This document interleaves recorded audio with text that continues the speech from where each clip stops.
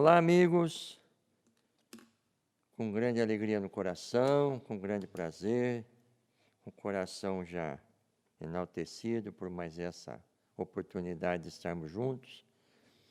E, como em todos os nossos encontros, a alegria, o prazer de falar do Evangelho de Jesus nas nossas vidas.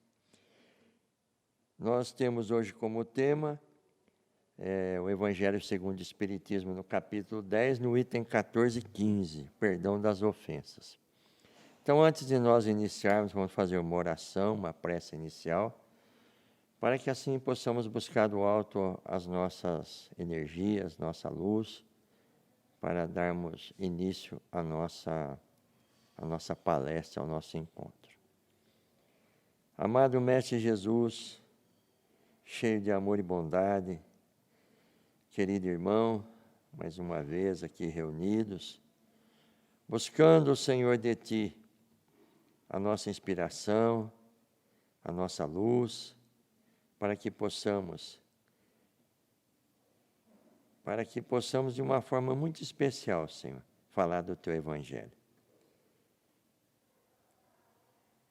Nos ilumina, nos intui, Senhor, que toda a energia necessária possa alcançar os lares que irão nesse momento acompanhar as nossas reflexões, nossos irmãos, simpatizantes, enfim, todos aqueles que, de uma maneira ou de outra, Senhor, dedicarão esses minutos, essa 1 hora, para ouvir, para, na verdade, refletir aquilo que vai ser falado.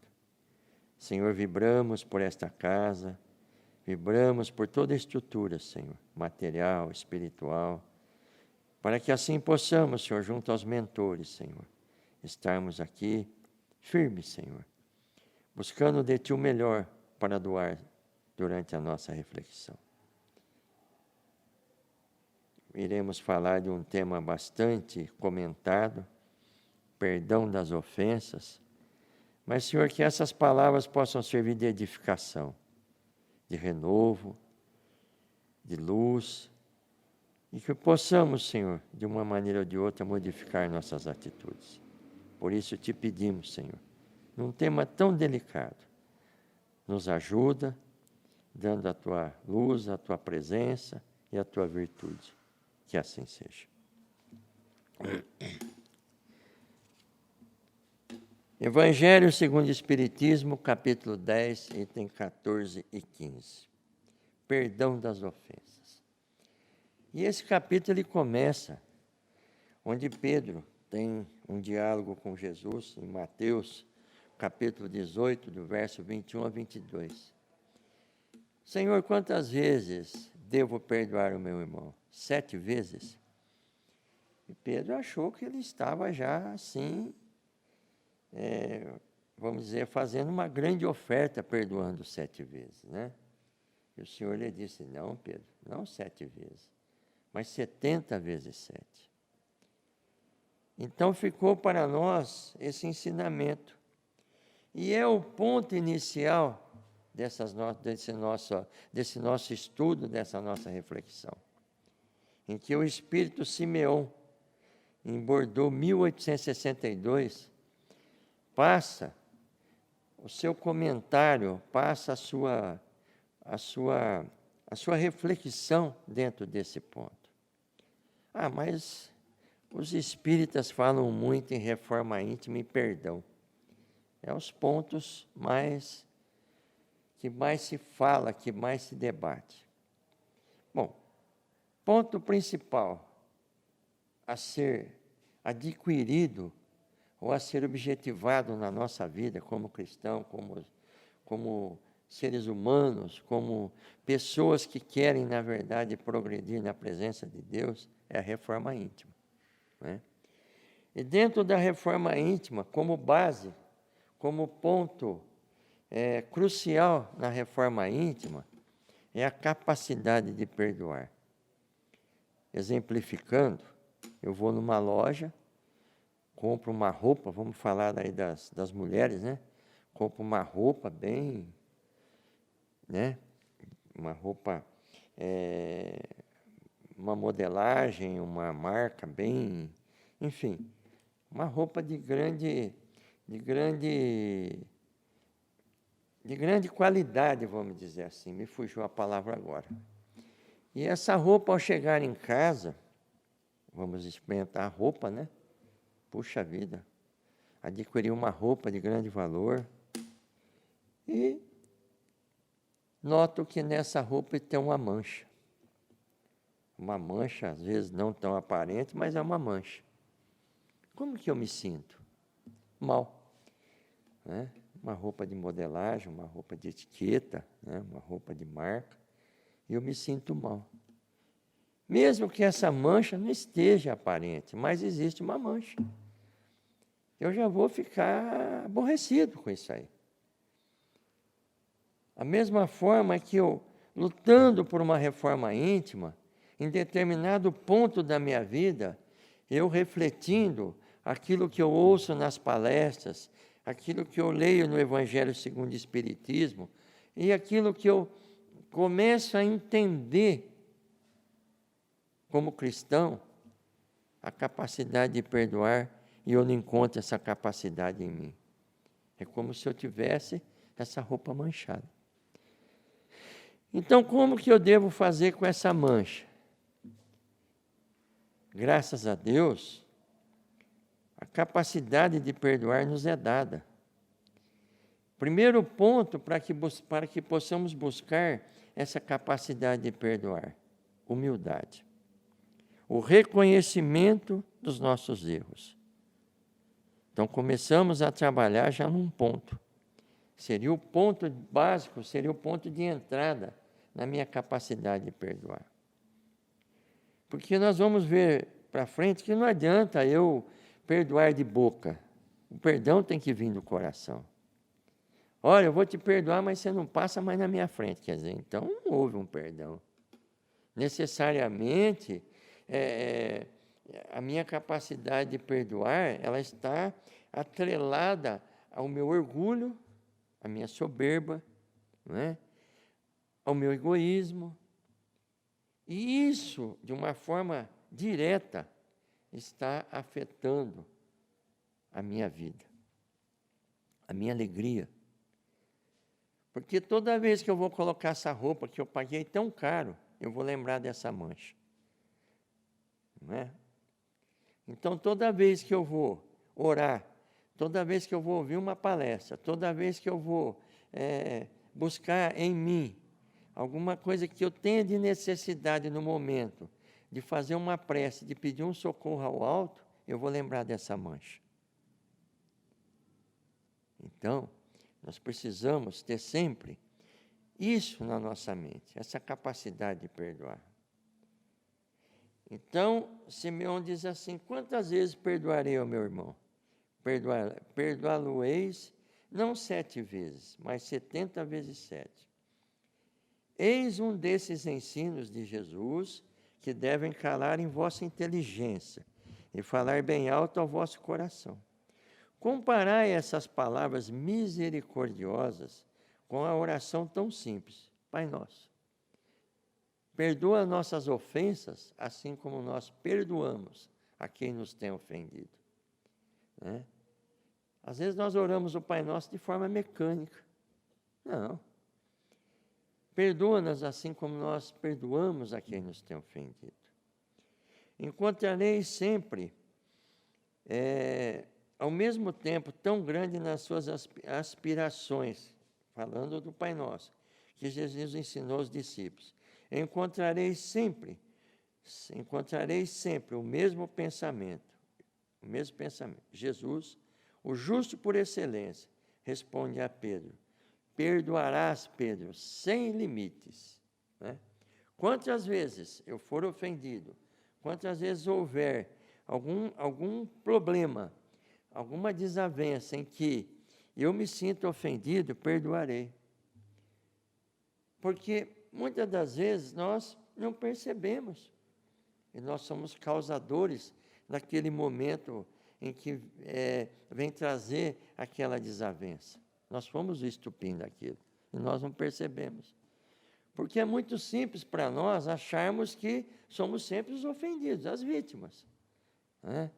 Porque sermos os algozes nos torna assim, tira de nós a nossa humildade, tira de nós a nossa capacidade de avaliação, o quanto eu sou pequeno, o quanto eu erro. E reconhecermos o quanto somos pequenos e o quanto nós erramos, para mim não serve. Eu sou quem sou. Não. Por isso que nós dissemos no começo que o ponto principal, o pontapé inicial, vamos dizer assim, para o perdão é a humildade. Reconhecermos que da mesma forma que nós perdoamos, nós precisamos ser perdoados. Nós estamos numa trajetória, não é? Vamos nos imaginar numa caminhada, como aquele povo de Israel no deserto, atravessando aquele deserto, né? Não havia ali momento para desavenças. Ali todos estavam objetivando o quê? Chegar ao ponto final, que era a terra prometida. Então nós temos que objetivar o quê? O nosso crescimento espiritual, a nossa elevação moral, na verdade, o nosso padrão vibratório que venha se equilibrar, que possamos nos melhorar. E às vezes um passo desse na nossa vida faz tanta diferença, modifica tanto a nossa visão das coisas. É como se nós tivéssemos alguma coisa, na verdade, interrompendo a nossa visão ou dificultando a nossa visão espiritual, e de repente nós reconhecemos que precisamos perdoar, e a nossa visão espiritual se abre. Começamos a enxergar, começamos a ver, não as coisas funescas, não as coisas obscuras, não os espinhos na vida. Ou começamos a sentir não aquela dificuldade em amar, aquela amargura de alma, mas começamos a enxergar flores, começamos a enxergar coisas benéficas na nossa vida, mudamos totalmente o nosso norte. O nosso leme espiritual muda de rumo. Às vezes nós se batemos com tantos problemas, com tantas... E nesses problemas nós vamos pontuando cada problema na nossa vida, culpando esse, culpando aquele, culpando aquilo outro, é o processo reencarnatório, é o karma, é minha dívida. Não. E às vezes tudo isso se resume no quê? Num pedido de perdão. Perdão que às vezes nós deixamos passar o tempo. E quanto mais o tempo passa, mais difícil fica. Por quê? Porque vai criando raiz. E quando você vai tirar uma planta que está enraizada, é mais difícil. Enquanto está aquela sementinha de amargura momentânea, vamos correr atrás e vamos acertar. Opa, você me perdoa, falei aquilo para você ontem. Então, já elimina o problema. A semente não germinou. Aí começa o rancor, começa o ódio, isso vai crescendo, né? Então, nós precisamos refletir sobre isso e pensar assim, que para eu atingir a necessidade, ou eu entender que eu preciso da reforma íntima, eu tenho que atender a necessidade de perdoar. Isso é crucial, né? Diz assim: ouvi, pois, essa resposta de Jesus, e como Pedro, aplicai a vós mesmos, perdoai, usai a indulgência, sede caridosos, generosos, e até mesmo pródigos no vosso amor. Dai, porque o Senhor vos dará. Abaixai-vos, porque o Senhor vos levantará. Humilhai-vos, que o Senhor vos fará sentar à sua direita. Então, toda vez que usa essa conotação direita ou esquerda, são simbologias. Quer dizer o quê? Estarás num lugar especial. Não é no céu, não. É consigo mesmo. É a paz de alma, é a paz de coração, é a paz é a íntima paz. Né? Ide, meus bens amados, estudai e comentai essas palavras que vos dirijo, da parte daquele que do alto dos esplendores celestes tem sempre os olhos voltados para vós, e continua com amor a tarefa ingrata que começou há 20 séculos. Tarefa ingrata, né? Mas tarefa. Nunca deixou de olhar para nós com amor. Em todas as circunstâncias, em todos os nossos erros, em todas as nossas faltas, Jesus nunca deixou de olhar para nós com amor. E esse olhar de Jesus não é nesse homem exterior. Não é na forma que eu ando, não é na forma que eu me visto, não é na forma do meu cabelo, não. É no meu íntimo. O que eu tenho dentro de mim? Quais são os meus sentimentos com relação aos meus irmãos? Quais são os meus sentimentos com relação àquilo que eu tenho de objetivo para o meu progresso moral e espiritual? O que eu trago dentro de mim? É isso que Jesus enxerga. E dentro desse olhar do Mestre para nós, nós não devemos nunca julgar ninguém. Porque nem todos que dizem Senhor, Senhor entrarão no reino dos céus. Está bem claro isso aí. Porque não é o fato de Senhor, Senhor e tanta penitência, tanto dogma, não. É o fato do quê? De estarmos sempre preparados, com o coração aberto, com o coração voltado ao bem. É isso que nos faz crescer na presença de Deus. É isso. Se os seus atos vos prejudicaram pessoalmente, eis um motivo a mais para serdes indulgentes. Se nós erramos, vamos ser indulgentes, vamos perdoar. Porque o mérito do perdão é proporcional à gravidade do mal. E não haveria nenhum, porque o mérito do perdão é proporcional à gravidade do mal. E não haveria nenhum em passar por alto os erros de vossos irmãos, se estes apenas vos incomodassem de leve. Então, há parte uma parábola em que Jesus diz assim: a pessoa devia 500 dinheiros. E quando o senhor lá, a autoridade, foi para prender os seus filhos, a sua esposa, os seus filhos, para escravizá-los, para pagar a dívida, ele chorou. Ele implorou o perdão daquela dívida. De tanto ele chorar, implorar e se humilhar, aquele senhor perdoou ele daquela dívida. Saindo dali, logo ele encontrou alguém que estava devendo para ele 50 dinheiros. 500, o outro devia 50. E da mesma maneira, esse implorou o perdão desse seu credor. E ele, na sua arrogância, não perdoou. Vindo a humilhar aquele que devia a ele, humilhando o seu irmão e não perdoando aquela dívida. Logo aquele senhor ficou sabendo dessa sua atitude e revogou aquele perdão. Opa, peraí. Ele fez isso? Fez, então, vem cá. Então, vejamos bem nessa parábola o que acontece. Nós gostamos de ser perdoados. Nós gostamos de receber do alto as nossas bênçãos, vamos dizer assim. Não é? Mas não queremos perdoar.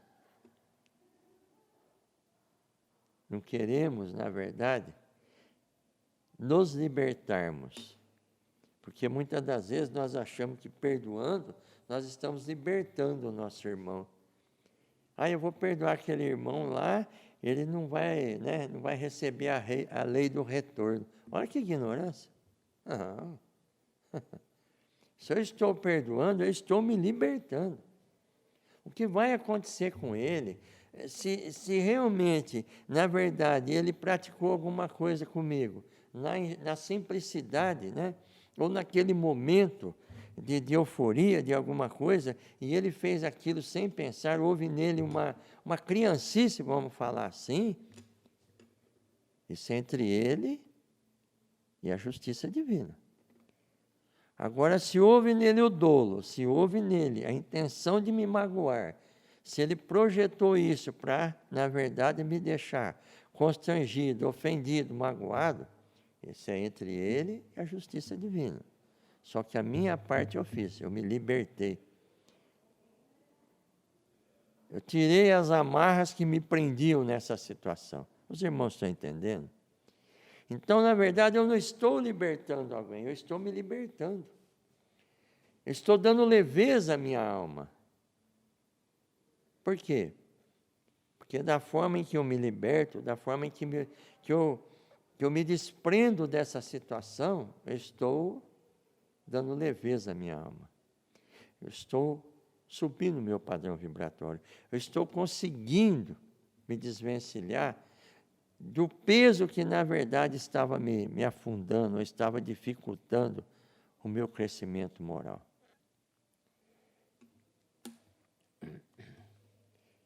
Olha aqui, agora é um assunto direto para nós, tá?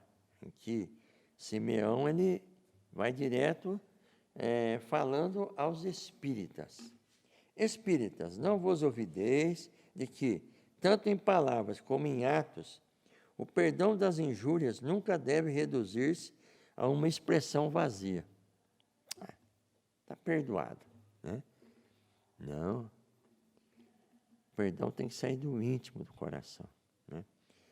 Não vos dizeis espíritas, não, se vós dizeis espíritas, sede-o de fato, esquecei o mal que vos tenho feito e pensai apenas numa coisa, no bem que possais fazer.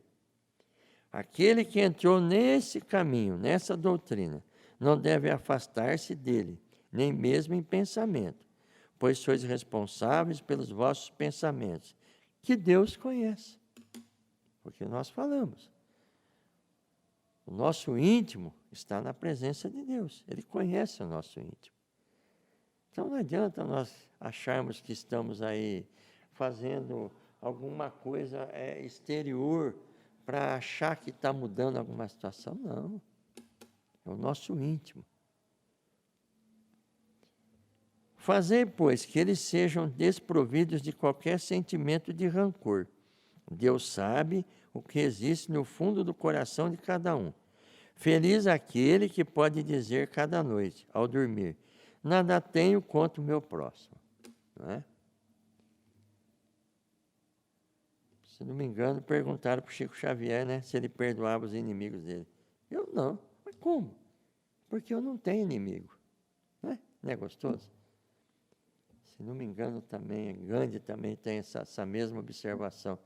Então, eu não tenho inimigo. Perdoar porque eu não tenho inimigo.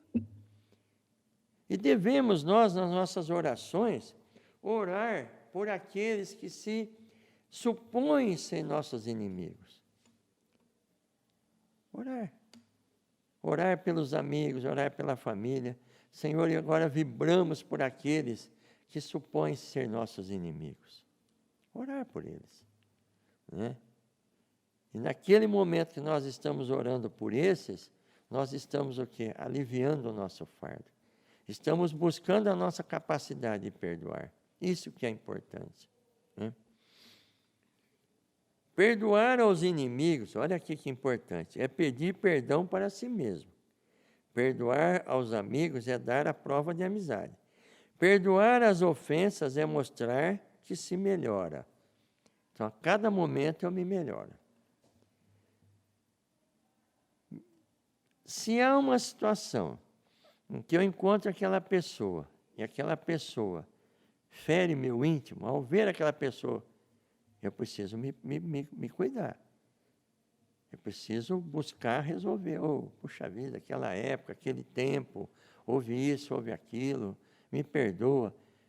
Não te perdoa, pode ir embora. Se ele não te perdoar, a questão é dele. Mas façamos a nossa parte. Buscamos o entendimento. Vamos bater naquela porta, né? Para que aquela porta de perdão possa se abrir. A pessoa fechou a porta para você. A sua parte você fez. Ah, mas eu vou sair de lá humilhado. Nós não lemos aqui? Quem se abaixar, o Senhor exalta. Quem se humilha estará à direita, quer dizer, estará em lugar de destaque na presença de Deus. É esse ponto que nós temos que observar. E deixar de lado o nosso orgulho. Vamos nos desprendendo, né? Vamos nos desprendendo. Ah, eu não consigo dormir, eu tenho uma insônia, eu não tenho sossego, eu não tenho paz. E, sabe, às vezes a pessoa tem uma vida tão bacana com a família, com as pessoas, tem uma casa boa, tem uma vida boa, tem um bom salário e não vive bem. Por quê? Por quê? Qual é o sentimento que está dentro do seu coração? O que está impedindo de você usufruir aquilo que Deus colocou na sua mão de empréstimo? Para você tocar a sua encarnação, vamos dizer assim, viver. E passa uma vida. E o mais interessante é assim, quantos casos que nós vemos, né, que a pessoa está desencarnando, manda chamar a família lá. Aí vem a família lá. Aí chega aquele ente querido que faz 30 anos que não se falam por algum problema que houve. Aí ele vai desencarnar, você me perdoa. Aí o outro perdoa, enfim. Houve ali um perdão de última hora. Bacana. Né? É justo? É justo. Ele lembrou que precisava ser perdoado, que precisava perdoar alguém. Tá bom. E esses 30 anos que foram perdidos de convívio, de amizade, e esses 30 anos de amargura que ficou dentro desse coração, que impediu dessa alma de usufruir as bondades de Deus, de usufruir paz, de sentir a ternura do Pai. Então Deus castiga. Não é que Deus castiga.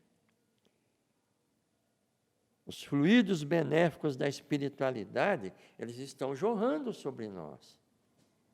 Estão caindo a todo momento. A terra, ela usufrui como oxigênio das benesses espirituais do alto. Cristo está na terra, o sentimento de Cristo. A presença de Deus está na terra. Motivo pelo qual nós estamos aqui, vivos, com a nossa fagulha divina acesa, sentindo. Só que existe uma coisa chamada comunhão, padrão vibratório. E se eu vivo amargurado, se eu vivo dentro de um sentimento negativo, toda vez que eu vou dormir eu me lembro de uma questão que foi há anos e anos e anos. Como que eu posso usufruir das benesses de Deus? Não consigo. Não é? Eu não consigo. Então eu vou olhar para o meu vestido e vou me lembrar daquela mancha. Não é?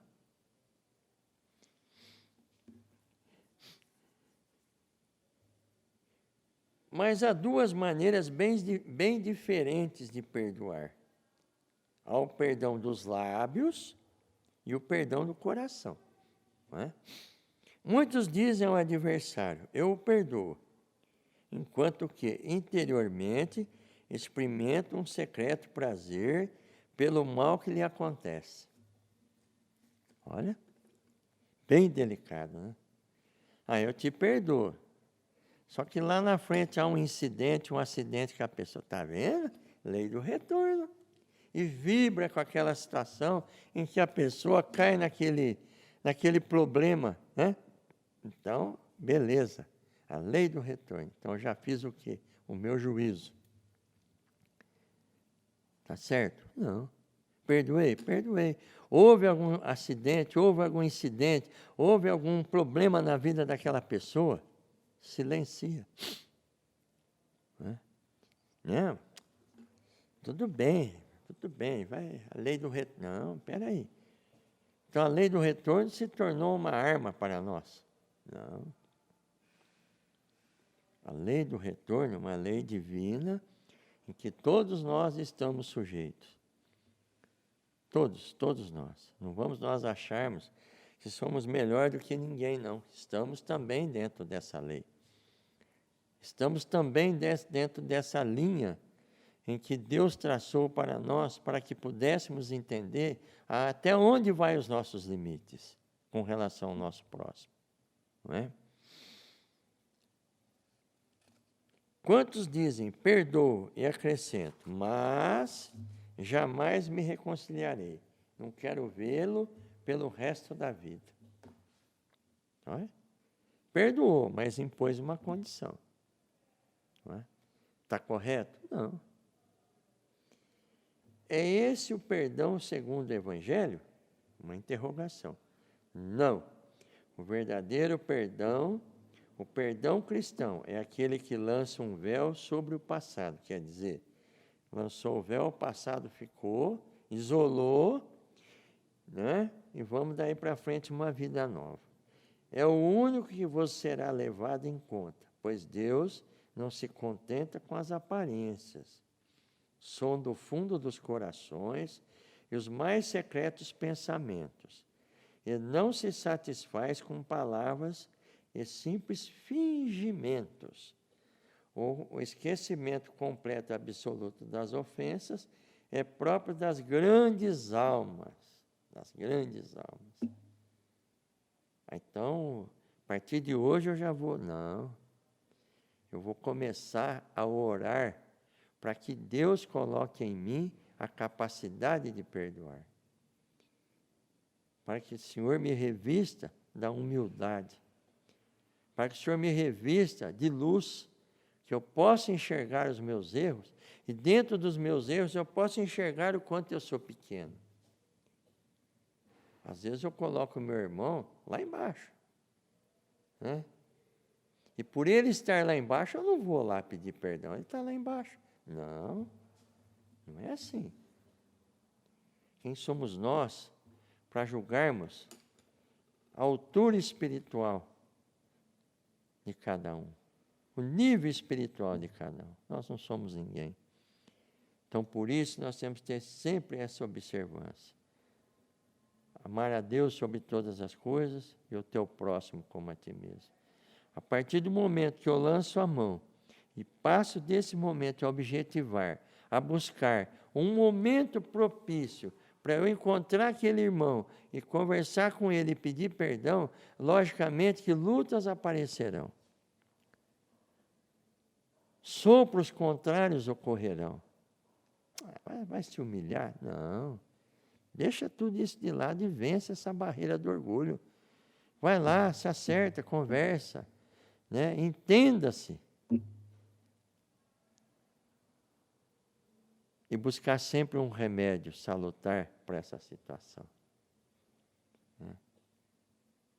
Orar para que Deus te dê o entendimento, o ânimo necessário para buscar o perdão e dar esse perdão. E buscar o perdão também, porque nós precisamos do perdão. Esse remédio, a partir do momento que eu coloco no meu íntimo essa necessidade desse perdão, de dar ou de buscar o perdão, o movimento espiritual a meu favor começa. Ele fala aqui do pensamento, a capacidade, a força do pensamento na nossa vida. A partir do momento que eu coloco em mim um pensamento positivo, objetivo, para modificar dentro do meu projeto de reforma íntima, buscar o perdão, então eu vou ter ajuda do alto, com certeza. Né? Vamos terminando aqui. O esquecimento completo e absoluto das ofensas é próprio das grandes almas. O rancor é sempre um sinal de baixeza e de inferioridade. Terminando, não esqueçais que o verdadeiro perdão se reconhece pelos atos, muito mais que pelas palavras. Evangelho segundo o Espiritismo, capítulo 10, item 14 e item 15. Ok, irmãos? Perdão das ofensas. Esperamos que nos tragam reflexões, nos tragam pontos de partida, vamos dizer assim, né? para que possamos buscar essa grande missão na nossa vida, que é o do perdão. Então, não estou aqui falando, é fácil perdoar, não. Em muitos casos é difícil perdoar.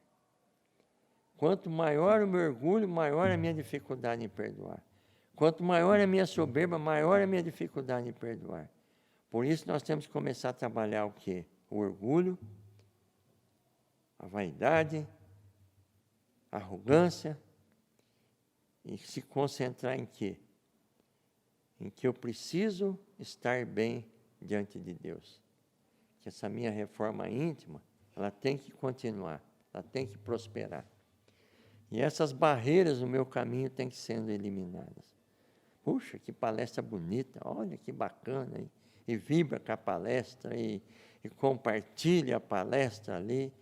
Se torna o quê? Algo momentâneo. Bonita a palestra, palestrante, puxa, que palestrante. Então tá. O que isso trouxe de benefício para mim? O que isso trouxe de movimento interior para que eu possa começar a mudar? Então, eu não tenho, muitas das vezes, que ter uma vibração momentânea com relação à palestra, não. Realmente refletir, realmente interiorizar aquilo que está sendo passado como reflexão e buscar a mudança. Certo, irmãos? Então, nós vamos fazer nossa oração de agradecimento, entendendo sempre que somos eternos aprendizes. Sempre. Aos pés do Mestre estaremos buscando a melhor forma. Vejam bem o exemplo de Pedro.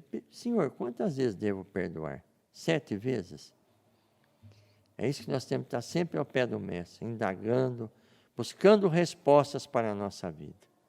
A cada passo, a cada momento em que o Mestre vem nos respondendo, nos intuindo aquilo que é melhor para a nossa vida.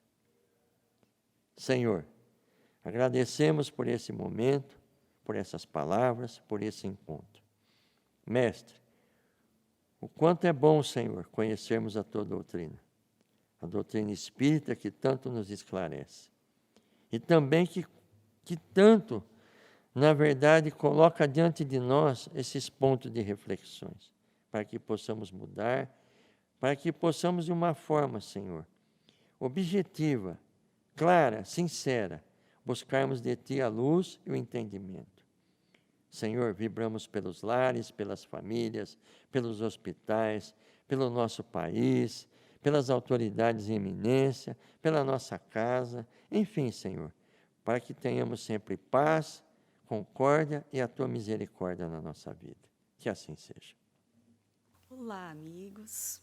Espero que todos estejam muito bem, que todos estejam com saúde.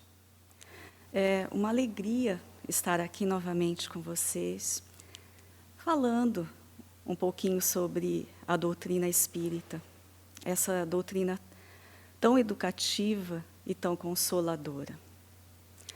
O tema do nosso encontro de hoje é, em primeiro lugar, uma pergunta. É um questionamento. E esse questionamento, vamos observar ao longo dessa nossa conversa, que esse questionamento é algo que devemos fazer sempre a nós mesmos, como forma de precaução, né? Diante da nossa vida. Céu ou inferno, onde me encontro? Em A Gênese, capítulo 3, Kardec, através dos ensinamentos dos Espíritos, nos informa. Sendo Deus o princípio de todas as coisas, e sendo esse princípio todo sabedoria, todo bondade e todo justiça, tudo que provém dele deve compartilhar esses atributos. Pois o que é infinitamente sábio, justo e bom não pode produzir nada irracional, mau e injusto. O mal que observamos não pode, então, ter se originado dele.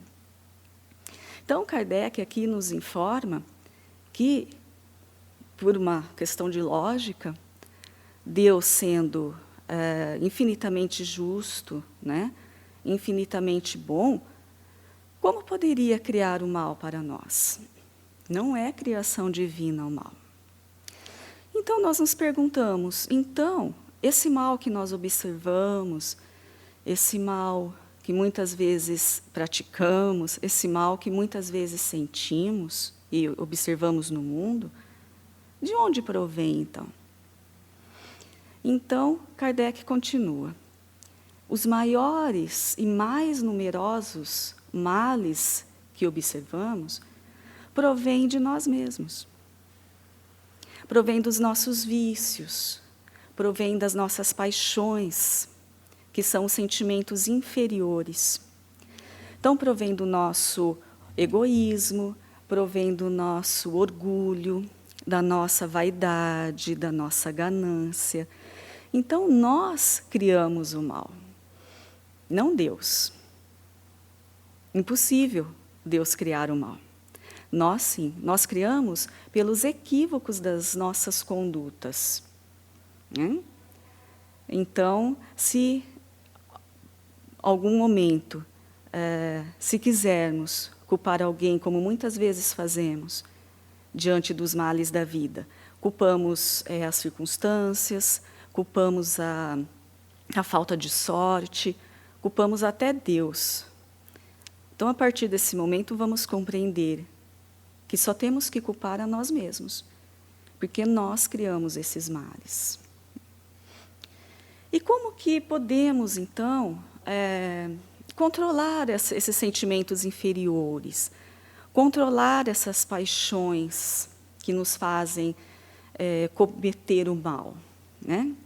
Simplesmente, mas não tão facilmente de ser feito, através da nossa boa vontade, através do nosso esforço de mudarmos essa situação dentro de nós, de alterarmos essas circunstâncias dentro de nós.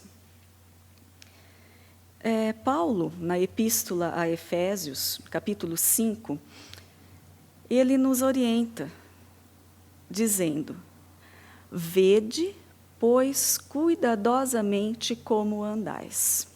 Vede, pois, cuidadosamente como andais. Ou seja, Paulo, neste momento, com estas palavras, está nos dando uma orientação importantíssima de que devemos ter cuidado com as nossas atitudes, devemos ter cuidado a todo momento, refletir, sermos cautelosos de como estamos levando a nossa vida, de como estamos reagindo diante das circunstâncias, diante das pessoas, não é? Mesmo que, com certeza, vamos tropeçar, muitas vezes ainda, e causar o engano, mesmo assim, ele nos fala, sejam cautelosos. Por quê? Para errarmos menos. É muito importante essa orientação, essa é uma advertência mesmo de Paulo para nós. Vede, pois, cuidadosamente como andais. Então, ele nos diz dessa cautela, né, nos orienta a essa cautela, para que não caminhemos tão assim desprevenidos e despreocupados como o semeador que saiu para semear, na parábola do semeador. O semeador saiu para semear, não prestando atenção, né, na sua caminhada, e foi perdendo as sementes ao longo do caminho.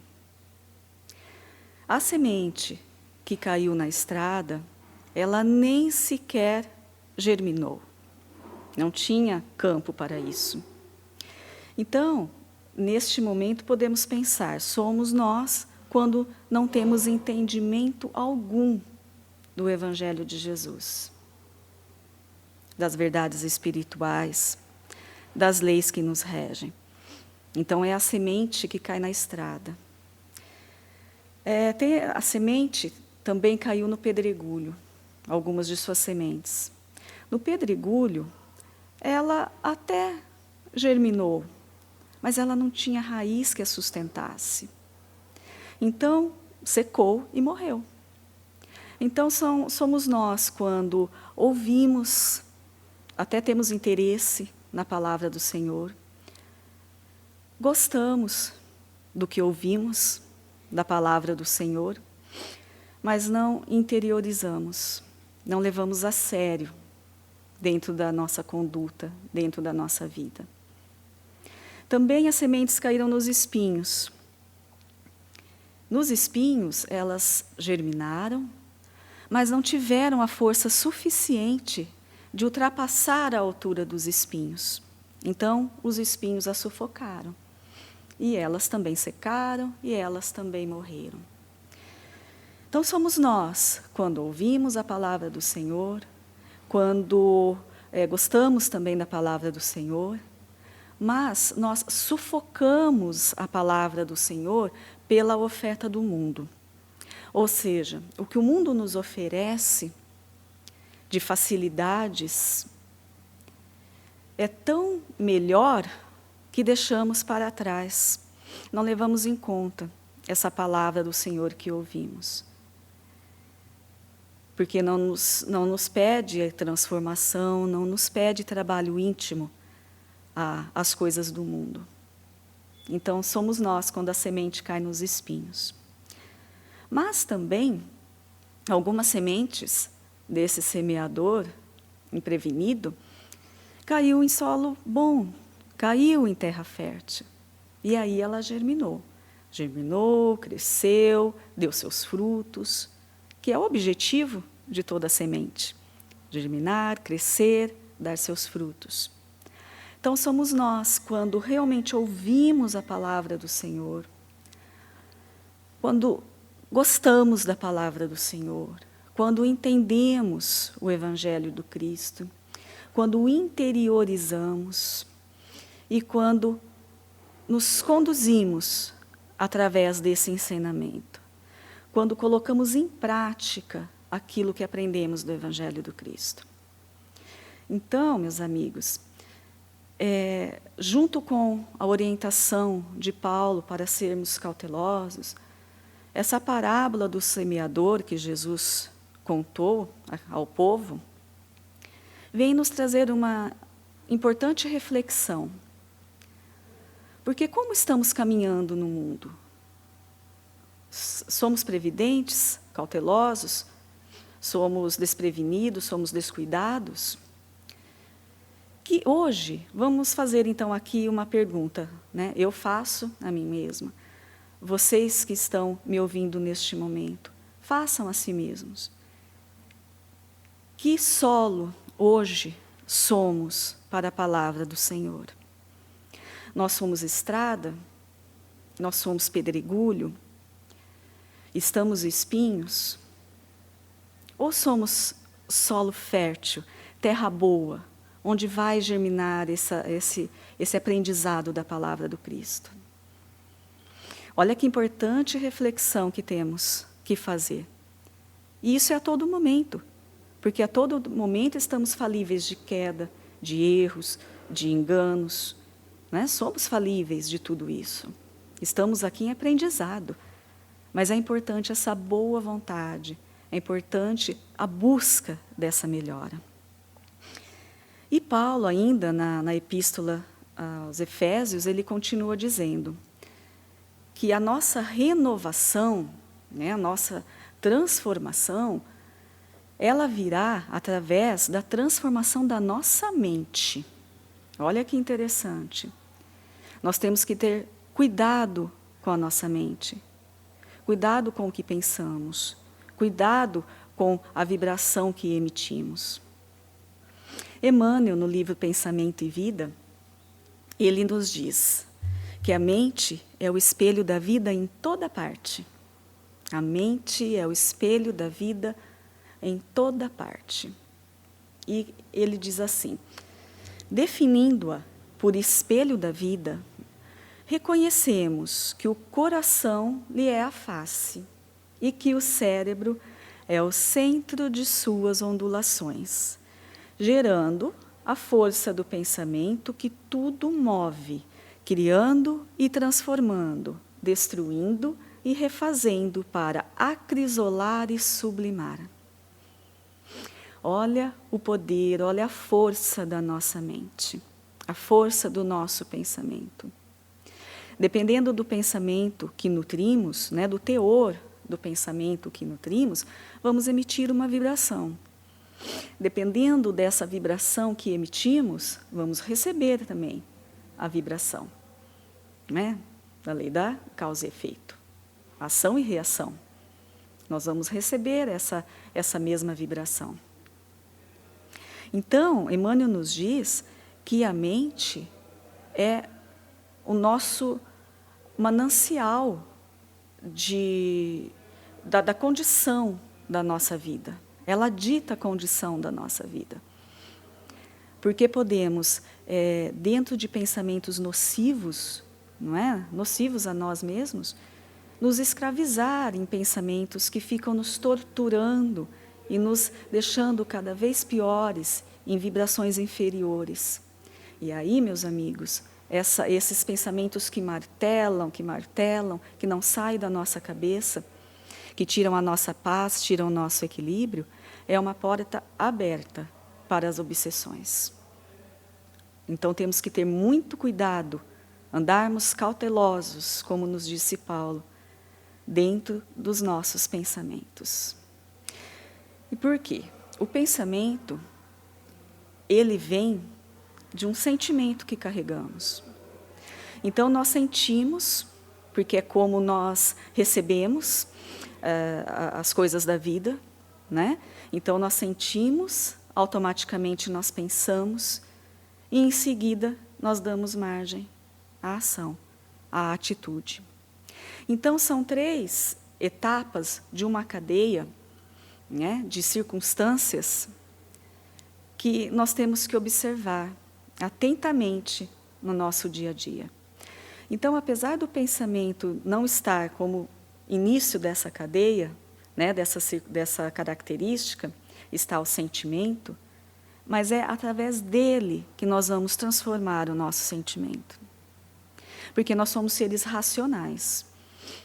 Então, vamos imaginar, nós podemos, em relação a determinado fato da vida ou a determinada pessoa, tentar camuflar um sentimento que não seja tão bom por algum tempo.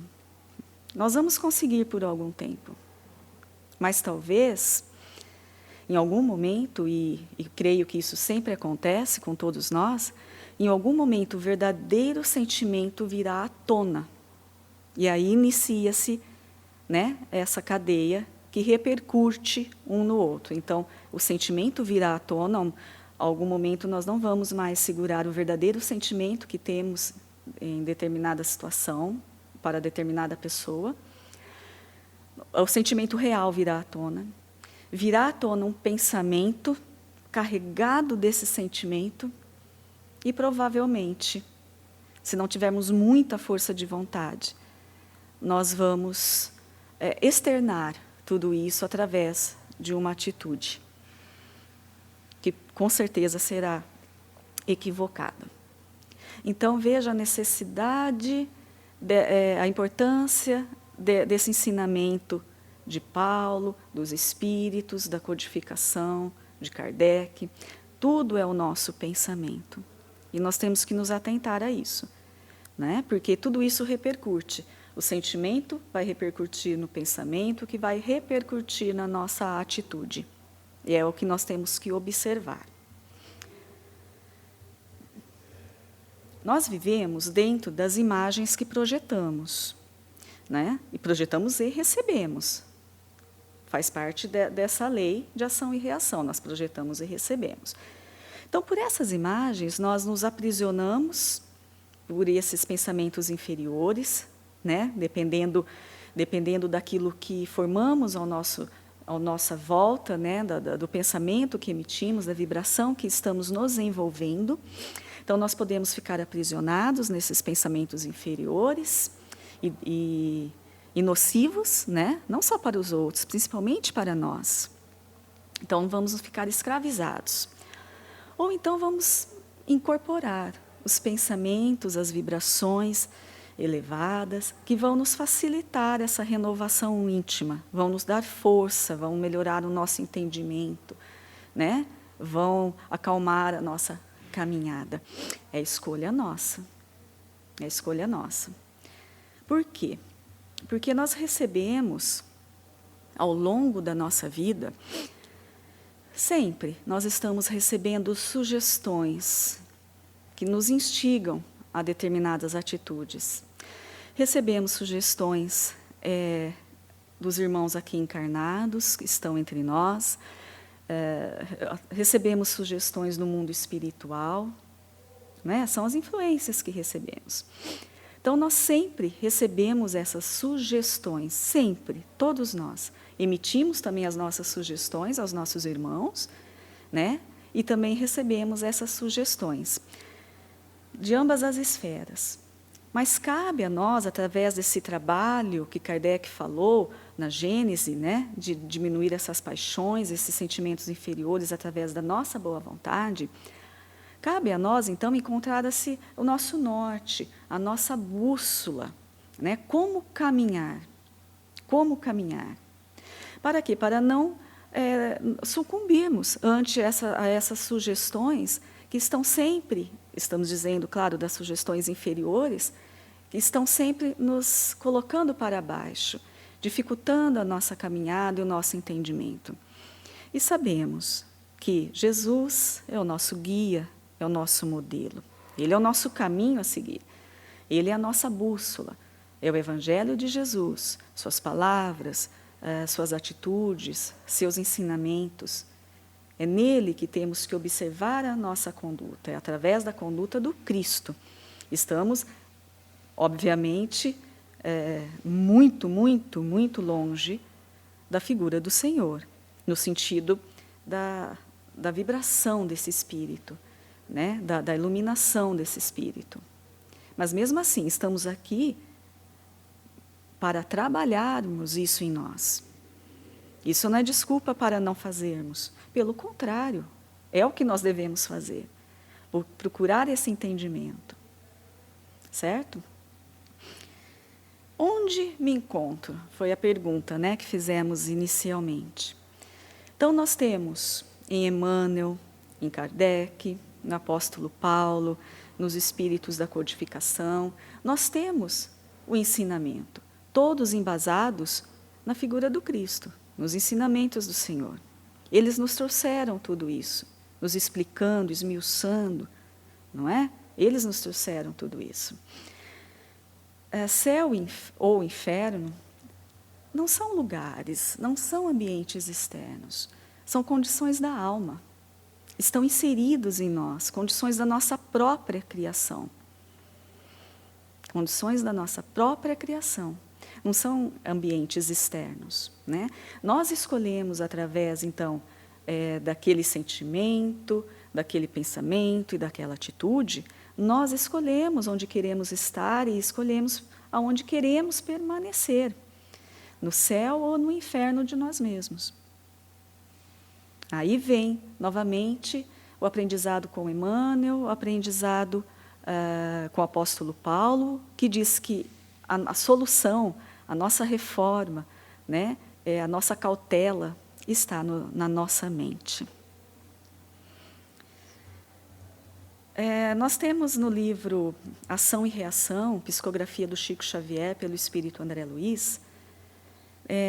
Neste livro, André Luiz e Hilário, eles estão em determinado ambiente, né, realizando o seu estudo, realizando o seu aprendizado. E nesse estudo, dentro desse aprendizado, o instrutor, então, de André Luiz e Emmanuel, é Silas. E Silas, para talvez exemplificar o aprendizado, né, que André Luiz e Hilário estavam recebendo dentro daquele trabalho que eles estavam realizando, ele narrou a sua vida, a sua encarnação última, né, como Silas. Então, ele conta assim, que ele era filho único, de um casal que possuía grande fortuna, com o pai advogado, estudioso, inteligente, que herdou uma grande fortuna dos seus pais, né, dos avós de Silas. Só que o pai, apesar da profissão, apesar de ser um estudioso no campo do direito, ele não tinha responsabilidade com o trabalho, ele não queria nem trabalhar, porque financeiramente ele não precisava. Então ele se acomodou na vida fácil, nas festas, nas viagens, nos prazeres. Era isso, a vida do pai de Silas. E a mãe de Silas, com medo dessa interferência, desse exemplo que o pai estava dando, que ela sabia que não era um bom exemplo, porque ela tinha noção real da necessidade do trabalho para a pessoa, independente da sua situação financeira. Então, ela queria incutir no filho, né, em Silas, uma ideia diferente do que o pai exemplificava.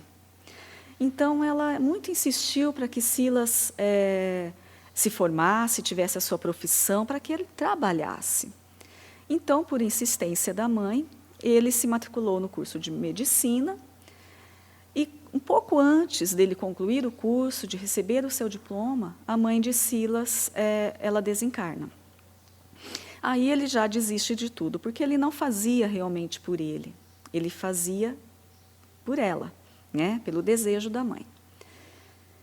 A mãe não mais estando presente, ele abandonou o curso. Bom, passado algum tempo, o pai de Silas, ele contrai um segundo matrimônio. Aida, a sua nova esposa, bem mais jovem que ele, e Silas ficou horrorizado, ficou perturbado, ficou muito preocupado, porque ele não queria, em hipótese alguma, dividir a herança com Aida. Ele não admitia dividir a sua herança com Aida. Bom, então, dentro daquele sentimento de ganância, de orgulho, né, de maldade, ele foi arquitetando o plano, né, um plano bem ardiloso, para colocar Aida numa situação de possível traição em relação a seu pai, e que esse, obviamente, percebesse. E o plano se deu de uma maneira perfeita, do jeito que Silas gostaria que acontecesse. O pai, então, retirou a Aida do testamento, e aí, para Silas, foi uma alegria, era exatamente isso que ele queria, ser o único, continuar sendo o único herdeiro. A Aida caiu doente, né, por conta de toda essa situação, e veio a falecer. Silas ainda estava tranquilo. Um pouquinho tempo depois, o pai também começou a apresentar doença, depressão, tristeza profunda, ficou debilitado e também faleceu. Mas, no seu leito de morte, um pouquinho antes dele desencarnar, ele fala ao filho, ele conta que ele envenenou a Aida. De tanta raiva que estava sentindo, né, por ter sido traído, ele envenenou a Aida. Nesse momento, Silas cai em si e percebe o que ele fez, né, as atitudes equivocadas que ele tomou e a repercussão disso, afetando todas essas pessoas. Até então ele estava tranquilo, mas a partir desse relato do pai, ele realmente caiu em si e ficou desesperado, arrependido mesmo, né? Mas tudo já tinha acontecido. Então, nesse desespero e se vendo ali sozinho, né? Agora não, o pai dele também já não estava presente, filho único, ele resolveu viajar para fora do país para ver se conseguia arejar a sua mente, esquecer tudo o que aconteceu, se perdoar, talvez. Ficou alguns meses fora, mas retornou ao Brasil em situação pior do que quando foi. Mais entristecido, mais arrependido, já com doenças orgânicas, né? Que esse sentimento todo, esse remorso e culpa que ele carregava, né? Se transformou em doenças físicas. Então, ele voltou para o Brasil de uma maneira deplorável, pior do que quando foi. Enfim, em um certo momento, com um descuido, né? Sem prestar atenção, ele pegou o vidro errado do seu remédio e tomou, pensando que era o seu remédio, era o seu medicamento, mas era arsênico. E morreu de uma maneira bem triste, né, bem dolorosa. Desencarnou. Então, essa narração, esse relato de Silas, né, é muito triste, né, essa história, o que esse espírito contou para André Luiz e Hilário. Mas isso nos mostra bem as nossas escolhas. Silas estava vivendo o seu inferno, o inferno que ele mesmo criou para si, pelo egoísmo, pela ganância. Ele criou o inferno para si e também criou uma situação difícil para aqueles que estavam à sua volta. É a escolha do espírito. E tudo que ele fez terá suas consequências. Ele vai receber essas consequências da vida. Aí, em outras encarnações, quando elas começarem a cobrar, a vir, né, porque é da lei, né, ele vai culpar a quem? A falta de sorte? Culpar a Deus? Culpar a outrem? Não. Ele é o único culpado. Ele buscou tudo isso através dessas paixões inferiores. E nós também fazemos isso, né? De uma condição tão difícil quanto a de Silas, ou até pior, ou mais branda, não importa. São os nossos erros, são nossos equívocos, né? São as nossas escolhas que nós temos que transformar. E é transformando a nossa mente. Transformando a nossa mente no entendimento das leis da vida, no entendimento do Evangelho do Senhor, daquilo que verdadeiramente é certo ou errado, o entendimento da vida espiritual, para que o nosso sentimento se transforme.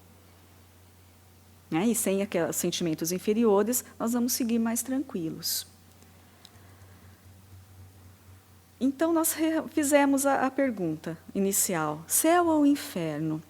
Onde me encontro? Se tivermos a boa vontade para cuidar da nossa caminhada, como nos ensinou o apóstolo Paulo, sede cautelosos.